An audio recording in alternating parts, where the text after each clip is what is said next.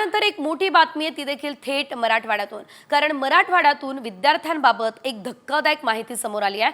ती म्हणजे मराठवाड्याच्या जिल्हा परिषदेच्या शाळांमधल्या विद्यार्थ्यांच्या गुणवत्तेमध्ये प्रचंड घसरण झालेली आहे। तर विद्यार्थ्यांना साधं वाक्य वाचताही येत नाही आहे किंवा 99 पर्यंतचं संख्या ज्ञान सुद्धा या विद्यार्थ्यांना नाही आहे।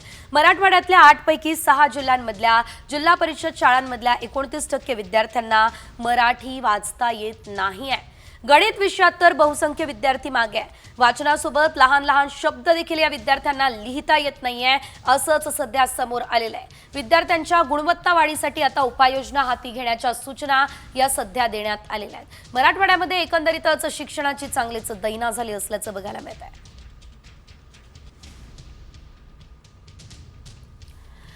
30% पेक्षा जास्त विद्यार्थ्यांना साधं वाक्य सुद्धा वाचता येत नाही। चौथीतल्या 29% मुलांना 99 पर्यंतचं संख्या ज्ञान सुद्धा नाही।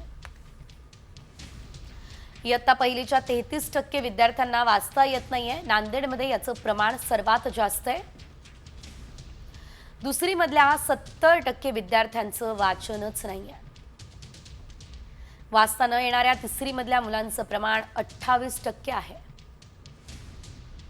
दुसरी किंवा तिसरी मधल्या 24% मुलांना 10 पर्यंतचे अंक सुद्धा मोजता येत नाही।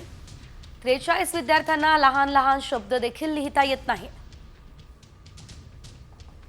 मराठवाड्यातल्या जिल्हा परिषदेच्या 12,285 शाळांमधलं हे सर्वेक्षण आता समोर आलंय।